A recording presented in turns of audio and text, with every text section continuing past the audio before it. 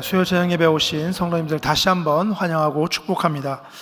지금 이 자리에 계신 성도님들은 두말할 필요도 없이 신앙생활을 하고 계신 분들입니다. 우리가 신앙생활 입버릇처럼 말을 많이 합니다. 근데 신앙생활이라고 하는 게 뭘까요? 신앙생활. 뭐를 신앙생활이라고 정의할 수 있을까요? 신앙생활이라고 하는 건 아주 간단하게 얘기하면 믿음으로 사는 걸 뜻합니다. 믿음으로 사는 걸 신앙생활이라고 합니다. 그러면 신앙생활에서 가장 중요한 건 뭘까요? 신앙생활에서 가장 중요한 것. 좀 질문의 범위를 좀 좁히도록 하겠습니다. 믿음으로 사는 게 신앙생활이잖아요. 그럼 신앙생활에서 제일 중요한 건 믿음일까요? 아니면 사는 걸까요? 믿음으로 사는 게 신앙생활인데 믿음과 사는 것, 이 둘 중에 어느 게 더 신앙생활에서 중요한 요소일까요? 사는 것을 다른 말로 행하는 것 혹은 행위, 이렇게 표현할 수 있을 것입니다. 신앙생활에서 행위는 너무나도 중요합니다. 예를 들어서 교회에 다니지도 않고 예배도 드리지도 않고 기도하지도 않고 헌금도 하지 않는 사람, 이런 사람을 기독교인이라고 할 수 있을까요? 이 사람이 신앙생활을 하고 있다라고 말할 수 있을까요? 없겠죠. 이 말인즉슨 행위가 없으면 신앙이 없다라고 말할 수 있는 겁니다. 행위가 없으면 신앙이 있는지 없는지, 믿음이 큰지 작은지, 건강한지 병들었는지 알 수가 없습니다. 신앙이 있다는 걸 증명할 방도가 없는 겁니다. 행위라고 하는 건 신앙을 드러내주는 거울이자 신앙 상태를 가늠할 수 있는 척도입니다. 그래서 예수님이 뭐라고 말씀하셨냐면 행위가 동반되지 않는 말뿐인 신앙, 그러니까 믿는다, 신앙생활 하고 있다, 신앙생활 한다 라고 말은 하는데 행위가 뒤따라주지 않으면 그건 신앙생활이 아니다 라고 강도 높게 비판하셨습니다. 이 말을 뒤집으면 믿음에는 반드시 행위가 뒤따라야 된다라는 뜻입니다. 예수님의 말씀입니다. 아름다운 열매를 맺지 아니하는 나무마다 찍혀 불에 던져지느니라. 이러므로 그들의 열매로 그들을 알리라.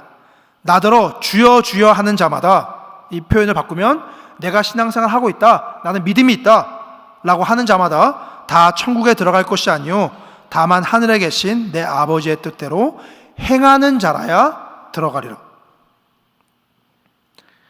야고보 사도도 이렇게 말했습니다. 신앙생활에서 행위가 얼마나 중요한지, 얼마나 큰지. 야고보는 행위가 없으면 사실상 신앙이 아니다 라고 말했습니다. 그만큼 신앙생활에서 행위가 중요하다는 거죠. 야고보서의 말씀입니다. 허탄한 사람아, 행함이 없는 믿음이 헛것인 줄을 알고자 하느냐. 행함이 없는 믿음은 그 자체가 죽은 것이라. 예수님의 말씀 그리고 야고보의 말씀을 놓고 보면 신앙생활에서 가장 중요한 것, 이 믿는 것과 사는 것, 이 둘 사이에서 더 중요한 건 사는 것인 것처럼 보입니다. 근데 어떻게 사느냐가 아무리 중요하다 하더라도 믿음이 없으면 그건 결국 신앙생활이 아닙니다. 다른 사람들, 다른 여러 사람들하고 비교했을 때 상대적으로 소위 말하는 바른 생활, 혹은 조금 유치한 표현이긴 하지만 슬기로운 생활, 이런 생활을 한다고 할 수는 있습니다. 근데 믿음이 없으면 그건 아무리 좋은 행위를 많이 해도 신앙생활은 아닙니다. 왜냐하면 여기에는 이유가 빠져 있기 때문이에요. 왜 그렇게 하는지 그 이유가 빠져 있기 때문에 신앙생활이 아닙니다. 그럼 그 이유가 뭘까요? 그 이유라고 하는 건 하나님을 뜻합니다. 하나님을 향한 믿음이 없는 상태에서 하는 모든 행동은 그 어떤 행동도 신앙생활이 아닙니다. 왜냐하면 하나님과 관련이 없기 때문입니다. 하나님과 관계가 없는 그 어떤 행동도 신앙의 행위가 아닙니다. 그래서 하나님을 믿지 않으면 무엇을 하든지 간에 신앙생활이라고 할 수 없습니다. 예를 들어서 세상 사람들, 불신자들 중에도 담배 안 피는 사람 많습니다. 술 안 마시는 사람 많이 있습니다. 봉사활동에 힘쓰는 사람, 이런저런 좋은 일 하고 다니는 사람, 흔히 말하는 법 없이도 살만한 착하고 선한 사람, 그런 좋은 사람 많이 있습니다. 그런데 이 사람들이 무슨 행동을 하든지 간에 예수님을 믿어서 혹은 예수님을 위해서 하는 건 결코 아닙니다. 오히려 반대죠. 예수님 믿고 예수님을 위한, 이걸 제외한 나머지 다른 모든 이유 때문에 그렇게 사는 겁니다. 자신의 건강을 위해서 혹은 경제적인 풍요로움을 위해서, 아니면 자기 만족을 위해서, 보람을 위해서, 인류애 때문에 이런 것 때문에 어떤 행동을 할 수는 있지만 하나님을 믿기 때문에 하나님을 위해서 그렇게 하는 건 아니라는 거죠. 그렇기 때문에 예수님을 믿지 않는 사람들의 모든 행동은 신앙생활이 아닙니다. 그들의 삶은 신앙생활이 될 수 없습니다. 다시 한번 처음 질문으로 돌아가 보겠습니다. 신앙생활에서 가장 중요한 건 뭘까요? 신앙일까요? 아니면 생활일까요? 믿는 것일까요? 아니면 사는 것일까요? 신앙생활의 근본은 결국 믿음입니다. 믿음이 없으면 신앙생활 자체가 불가능합니다. 성립이 안 되는 거죠. 믿음은 신앙생활의 시작이자 과정이면서 완성입니다. 믿음이 없이는 신앙생활도 없습니다. 그래서 히브리서를 보면 믿음이 없으면 하나님을 기쁘시게 할 수 없다라고 못 박아 얘기합니다. 히브리서 11장 6절 말씀입니다. 믿음이 없이는 하나님을 기쁘시게 하지 못하나니 하나님께 나아가는 자는 반드시 그가 계신 것과 또한 그가 자기를 찾는 자들에게 상 주시는 이심을 믿어야 할지니라. 하나님께서 가장 기뻐하시는 것은 믿음입니다. 하나님을 믿는 것, 그걸 하나님이 가장 기뻐하십니다. 이 믿음이 신앙생활의 토대이고 또 믿음이 먼저고 믿음이 우선입니다. 이 믿음을 가지고 무엇을 어떻게 행할 것인가, 어떻게 살아갈 것인가, 그건 그 다음 문제입니다. 우선적으로 중요한 건 하나님을 믿는 믿음입니다. 생활이라고 하는 건 신앙의 토대 위에 세워져야 됩니다. 그래야 신앙생활이 됩니다. 이런 의미에서 아브라함은 신앙생활의 핵심을 잘 보여준 인물입니다. 아브라함은 하나님을 믿었습니다. 그리고 하나님은 아브라함의 그 믿음을 보시고 그를 의롭다라고 여겨주셨습니다. 의롭다라고 여겨주셨다는 말은 아브라함을 구원해 주셨다라는 뜻입니다. 창세기와 로마서에 있는 내용입니다. 창세기 15장 6절, 아브라함이 여호와를 믿으니 여호와께서 이를 그의 의로 여기시고, 로마서에서 이 말씀을 인용합니다. 성경이 무엇을 말하느냐? 아브라함이 하나님을 믿음에 그것이 그에게 의로 여겨진 바 되었느니라. 아브라함은 하나님을 믿음으로 의롭다는 여기심을 받았습니다. 그런데 이게 아브라함에게만 해당되는 은혜가 아닙니다. 하나님께서는 아브라함뿐만 아니라 하나님을 믿는 모든 사람에게 의롭다고 여겨주시는 그 은혜를 베풀어 주셨습니다. 그러니까 아브라함이 하나님을 믿음으로 구원받은 것, 믿음으로 의롭다고 여김받은 것은 아브라함에게만 주어진 특례가 아닌 겁니다. 아브라함을 시작점으로 하는 선례인 것입니다. 그래서 성경은 아브라함을 믿음의 조상이다 라고 얘기합니다. 뒤집어 말하면 아브라함처럼 믿음으로 의롭다 하심 받는, 믿음으로 구원받는 모든 사람은 아브라함의 영적인 후손이 되는 것입니다. 로마서 4장 16절 말씀입니다. 그러므로 상속자가 되는 그것이 은혜에 속하기 위하여 믿음으로 되나니 이는 그 약속을 그 모든 후손에게 굳게 하려 하심이라. 아브라함의 믿음에 속한 자에게도 그러하니 아브라함은 우리 모든 사람의 조상이라. 그런데 모든 믿음에는 일정한 내용이 있습니다. 내용이 없는 믿음은 없습니다. 하다못해 미신, 사람들이 그냥 휘뚜루마뚜루 믿는 미신, 그 미신에도 내용이 있습니다. 여러분 어떤 미신 알고 계시죠? 한 몇 가지 예를 들어볼까요? 다리 떨면 복 나간다. 미역국 먹으면 시험 망친다, 떨어진다. 신발 선물하면 도망간다, 바람난다. 닭날개를 먹으면 바람난다. 이런 미신이 있죠. 제가 방금 쭉 말씀드린, 그리고 여러분이 잘 알고 있는 미신, 뭐뭐 하면 뭐뭐 된다. 뭐뭐 하면 뭐뭐 된다. 이걸 뭐라고 하죠? 원인과 결과라고 합니다. 뭐 어떻게 하면 이렇게 된다. 이렇게 미신에도 원인과 결과로 구성된 구체적인 내용이 있습니다. 미신에만 내용이 있느냐? 맹신에도 내용이 있습니다. 맹신이 뭐죠? 옳고 그른 걸 가리지 않고 그냥 무턱대고 믿는 걸 맹신이라고 합니다. 잘못된 내용인데 그냥 믿어버리는 걸 맹신이라고 합니다. 그냥 사소한 건데 되게 크게 과신하는 걸 맹신이라고 합니다. 우리 주부님들 중에 냉장고를 맹신하는 분 계시잖아요, 그죠? 일단 냉장고에만 넣으면 무조건 안 상하는 거예요. 그래서 냉동실 열어보면 이건 언제 떡이야? 이번 설. 저건 작년 추석. 저건 작년 설. 저건 3년 전 떡. 꺼내 먹어도 괜찮대요. 왜? 냉동실에 있으니까. 괜찮다는 겁니다. 안 상한다는 겁니다. 근데 저희 어머니도 그렇고 그걸 먹는 걸 본 적이 없어요. 아무튼 안 상하는데 드시지는 않더라고요. 맹신하는 겁니다. 맹신. 근데 이 맹신에도 내용이 있죠. 방금 우리가 다 봤잖아요. 냉장고에 넣으면 어떻다? 괜찮다라는 내용이 있는 겁니다. 미신에도 내용이 있고 맹신에도 내용이 있습니다. 근데 하물며 바른 믿음, 바른 신앙에 왜 내용이 없겠습니까? 신앙에는 명확하고 구체적인 내용이 있습니다. 아브라함이 믿음으로 의롭다 하심을 받았습니다. 아브라함이 의롭다 하심을 받은 그 믿음에도 내용이 있습니다. 그럼 아브라함은 뭘 믿었을까요? 첫 번째로 아브라함은 하나님의 존재, 하나님이 계시다는 것을 믿었습니다. 로마서 4장 3절 말씀입니다. 아브라함이 하나님을 믿음에 그것이 그에게 의로 여겨진 바 되었느니라. 하나님이 계신 걸 믿는다. 이게 뭐 당연한 소리냐, 뻔한 얘기 아니냐라고 생각할 수 있습니다. 근데 뻔하지만 너무 엄청나게 중요한 문제입니다. 왜냐하면 세상 모든 사람이 다 하나님의 존재, 하나님이 계신다는 걸 믿는 건 아니기 때문입니다. 현대사회는 말할 것도 없고 고대사회도 마찬가지였습니다. 고대 사람들이라고 해서 무조건 하나님 혹은 다른 신적인 존재, 초월자, 전능자, 절대자 이런 걸 믿은 게 아닙니다. 고대 사회에도 하나님 믿는 사람이 있었고 하나님은 없지만 다른 신을 믿는 사람이 있었고 신 같은 건 없다라고 믿는 사람들이 있었습니다.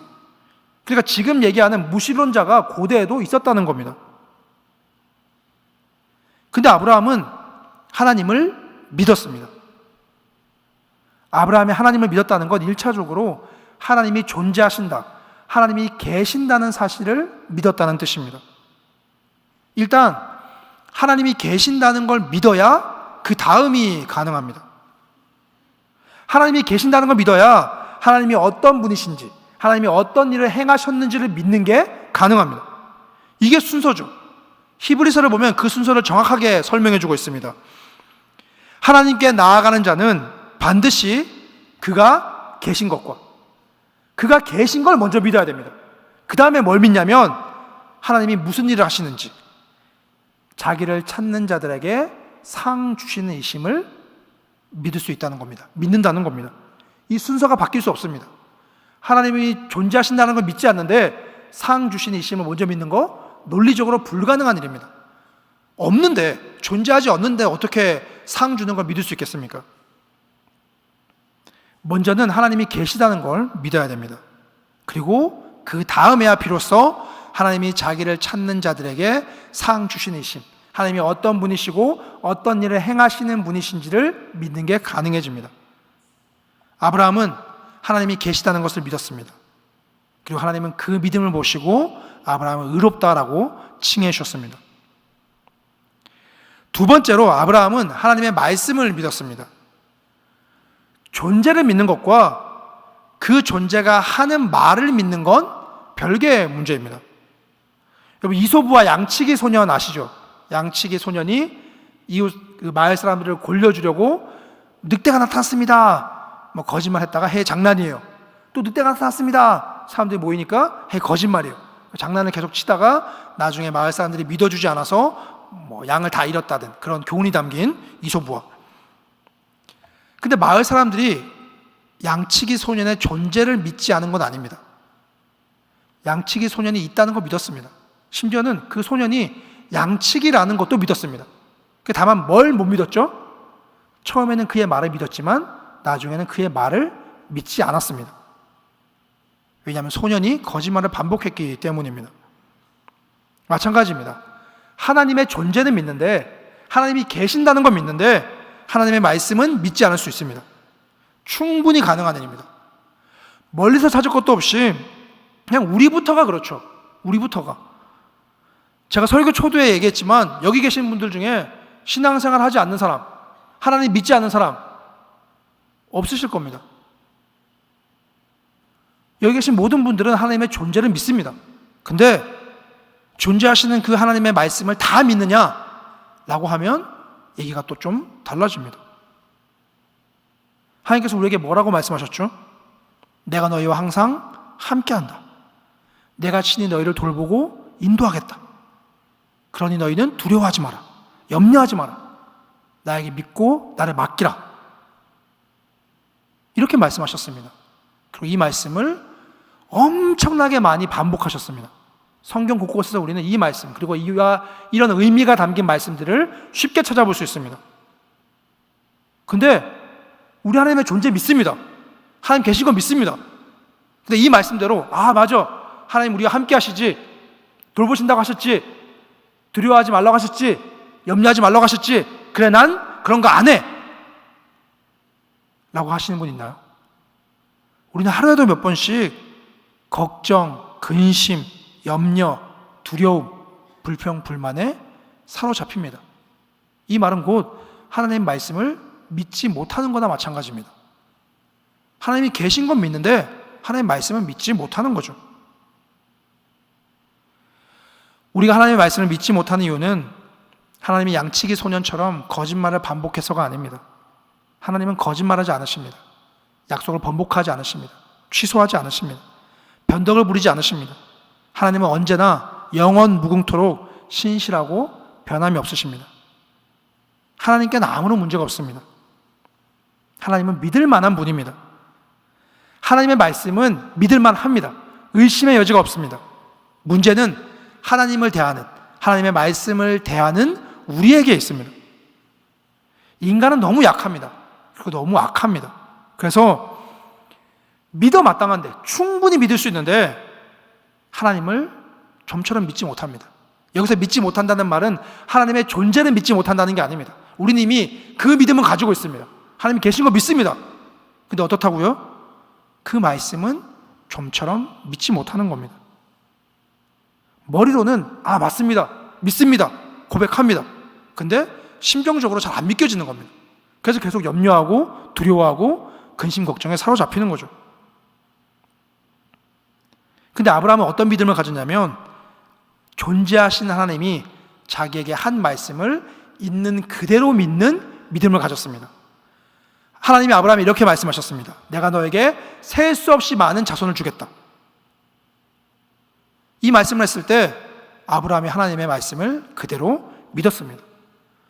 근데 하나님 말씀의 내용만 보면 너무 좋은 내용입니다. 복 주겠다는 거죠. 복 주겠다는 겁니다. 복 준다는 이 말씀을 믿지 못할 사람이 어디 있겠습니까? 근데 당시 아브라함의 처지를 생각해 보면 이 좋은 말씀이 좀처럼 믿기 힘든 상황이었습니다. 선생님 잘 알고 계시죠? 아브라함 불임 부부였습니다. 노년이 될 때까지 아이를 낳지 못했습니다. 그 상태로 노인이 된 겁니다. 이를테면 젊었을 때 만 20대 초반 아니면 30대 초반 이때 아이를 낳지 못하는 상태인데 하나님이 찾아오셔서 아이를 낳게 해주겠다 라고 말씀하시면 부부간에 소망을 품을 수 있습니다. 하나님 약속하셨으니 우리 할 수 있을 거야. 아이 낳을 수 있을 거야. 근데 그 시기를 이미 다 지나가 버렸습니다. 생물학적으로 육체적으로 도저히 아이를 낳을 가능성이 없는 상황입니다. 그 상황에서 하나님이 나타나셔서 내가 너에게 자손을 많이 주겠다 라고 말씀하십니다. 근데 이 말씀을 어떻게 믿을 수 있겠습니까? 만약에 아브라함에게 아들이 하나라도 있었다면, 아들이 단 한 명이라도 있었다면 하나님이 찾아오셔서 내가 네 자손을 번성하게 해주겠다 라고 말씀하셨을 때 이렇게 해석할 수 있겠죠. 하나님이 우리 아들 레미가 자손을 많이 낳게 해주시려고 그러나 보다.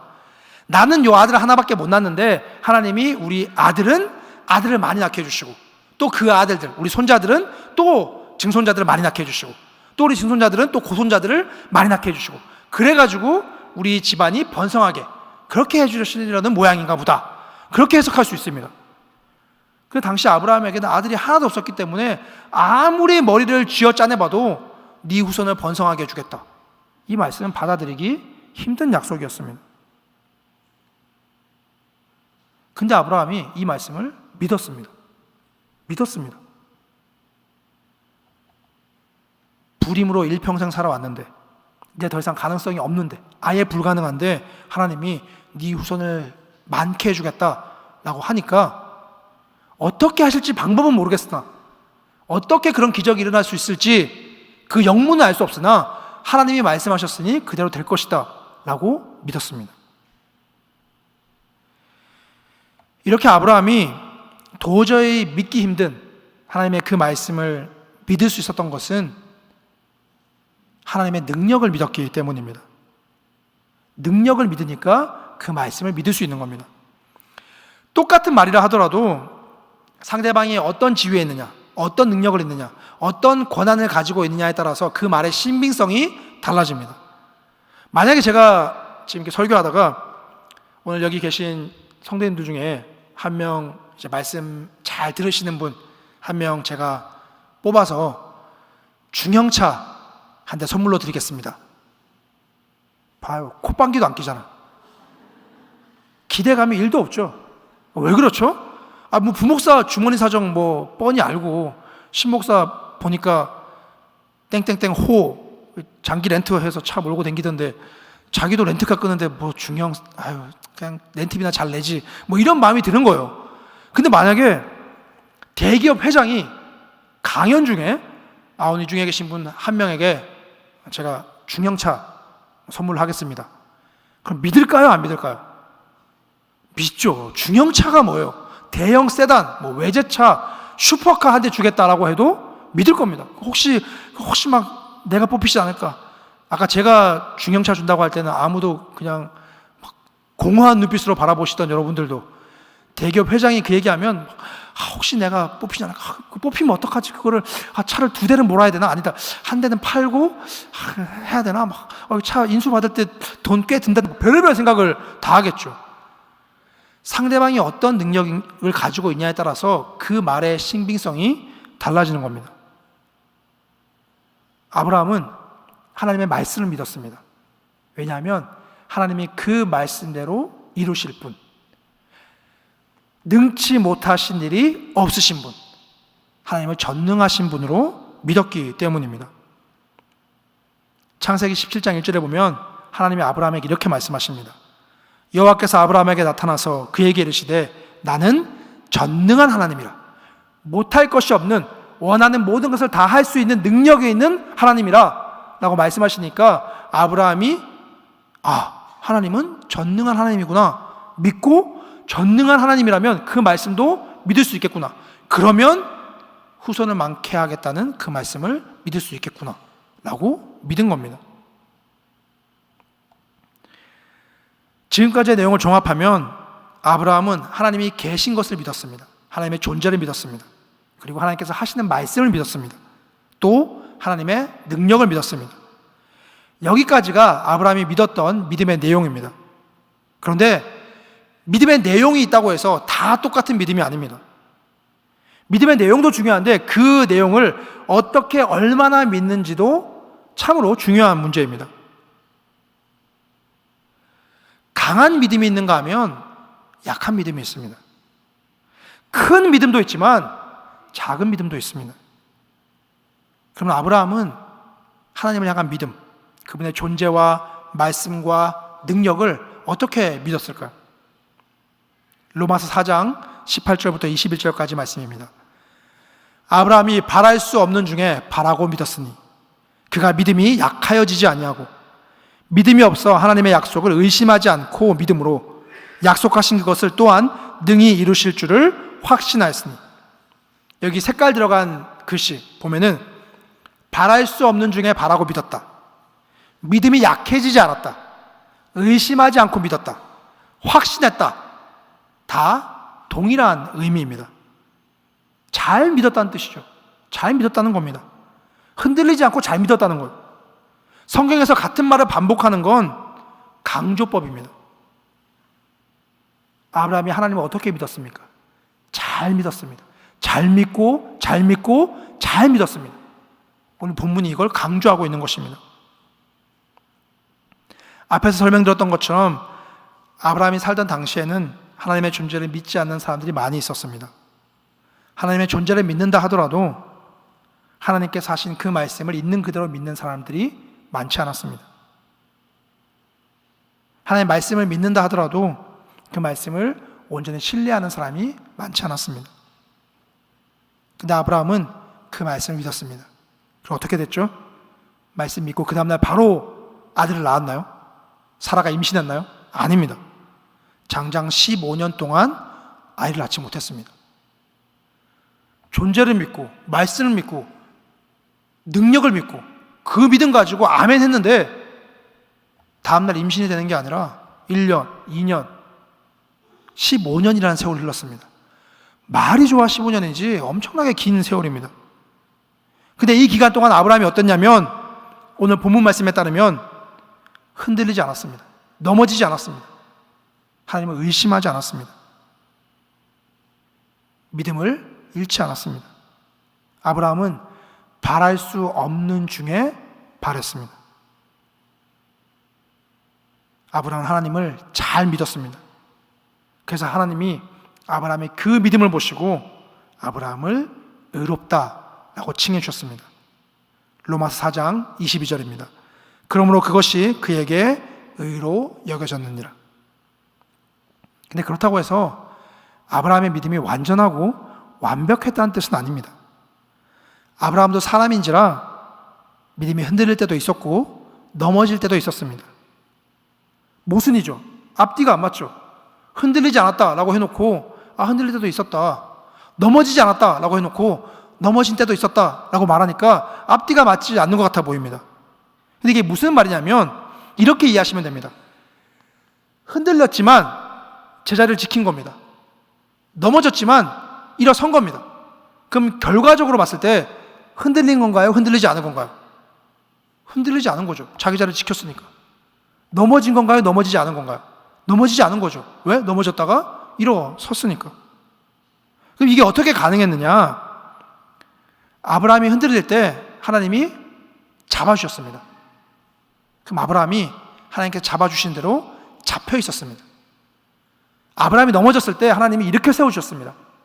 그럼 아브라함은 하나님이 일으켜 주시는 그 손길을 따라 일어섰습니다. 별거 아닌 것 같아 보이죠. 흔들리고 있을 때 하나님이 붙잡아 주신 거. 그럼 붙잡아 주시면 붙잡혀 있어야지. 뭐 그게 별거야? 넘어졌을 때 하나님이 일으켜 세워주시면 일어서는 거지 뭐. 그게 별거야? 라고 생각할 수 있습니다. 근데 그렇지 않습니다. 가끔 보면 붙잡아 주려고 해도 계속 뿌리치는 사람들이 있습니다. 신앙생활 흔들리는 것 같아 보여서 붙잡아 주려고 하면 괜찮다고, 내가 알아서 한다고 계속 뿌리치는 사람이 있습니다.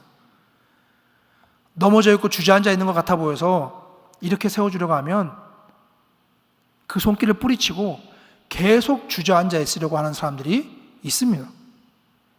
이게 남이 행할 때는 별거 아닌 것 같아 보이는데 자기 자신에게 적용시켜보면 얼마나 붙잡아 주려고 하는 그 손길을 뿌리치고 일으켜 세워주려고 하는 그 손길을 쳐낼 때가 얼마나 많은지 모릅니다. 그래서 뭐라고 얘기하죠? 자기가 다 거절해놓고 자기가 다 뿌리쳐놓고 이렇게 얘기합니다. 아무도 도와주는 사람이 없다. 기댈 곳이 하나도 없다. 나 혼자라서 외롭고 힘들다. 원망하고 불평하고 낙심합니다. 근데 가만 보면 분명히 누군가는 손을 내밀었습니다. 이렇게 세워주고 다 갔습니다. 근데 다 뿌리치는 거예요. 그래서 계속 흔들리고 계속 주저앉아 있으면서 나는 힘들어, 나는 안 돼, 나는 혼자야 라고 얘기한다는 거죠. 이게 뭐하고 같냐면 여러분 자녀들 키우면서 아침에 등교 시간에 많이 깨워보셨죠?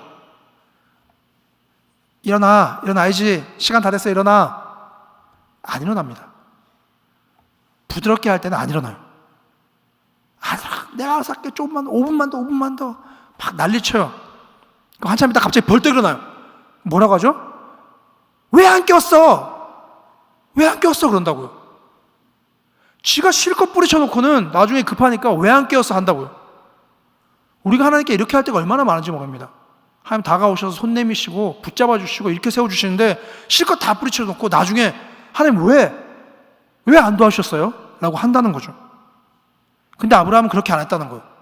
붙잡아 주시면 붙잡혀 있었습니다. 이렇게 세워주시면 일어섰습니다. 우리의 믿음이 흔들리고 연약해질 때 하나님 절대 그냥 가만히 내버려 두지 않으십니다. 결코 방임하고 유기하지 않으십니다. 여러 가지 방면을 통해서 지금 이 시간처럼 설교 말씀을 통해서든지 아니면 목장 모임이나 전도회나 그런 소그룹 활동을 통해서든지 아니면 다른 여러 가지 경로를 통해서 분명히 흔들리는 우리를 붙잡아 주시고 넘어진 우리를 일으켜 세워 주십니다. 그 밑에 우리가 뭘 해야 되느냐? 붙잡아 주시면 못 이기는 척 붙잡혀 있어야 됩니다. 붙잡아 주시면 못 이기는 척 붙잡혀 있어야 되는 거예요. 이렇게 세워 주시면 속는 셈 치고 벌떡 일어나야 됩니다. 그래야 신앙이 회복되고 성장합니다. 아브라함이 이렇게 했습니다. 붙잡아 주시면 붙잡혀 있었습니다. 이렇게 세워주시면 투들 털고 일어났습니다. 그렇게 아브라함은 일생 동안 하나님을 믿으며 살았습니다. 그래서 아브라함의 믿음이 100% 완전한 흠없는 믿음은 아니었지만 그럼에도 불구하고 온전한 한결같은 흔들리지 않는 바랄 수 없는 중에 바라는 귀한 믿음이었다고 칭찬하신 겁니다. 그에게 의로 여겨졌다 기록된 것은 아브라함만 위한 것이 아니요 의로 여기심을 받을 우리도 위함이니. 그러니까 우리도 아브라함처럼 흔들릴 때 흔들리더라도 붙잡아 주심을 받고 다시 자리를 지키면, 넘어질 때 넘어지더라도 일으켜 세워주심을 받고 다시 벌떡 일어서면 의롭다 하는 칭찬을 받는다라는 뜻입니다. 이제 오늘 말씀을 총 정리하면서 설교를 마무리 짓도록 하겠습니다. 신앙생활이란 하나님을 믿으며 사는 것입니다. 신앙생활의 본질은 믿음에 있습니다. 하나님을 믿지 않으면 우리가 무엇을 어떻게 얼마나 하든지 그건 신앙생활이 아닙니다. 하나님을 믿는 것이 신앙생활의 본질이자 시작이고 완성입니다. 믿음에는 일정한 내용이 있습니다. 하나님을 믿는다는 건 첫째, 하나님의 존재를 믿는 겁니다. 둘째, 하나님께서 하신 말씀을 믿는 겁니다. 그리고 셋째, 하나님께서 그 말씀을 이루실 능력이 있음을 믿는 것입니다.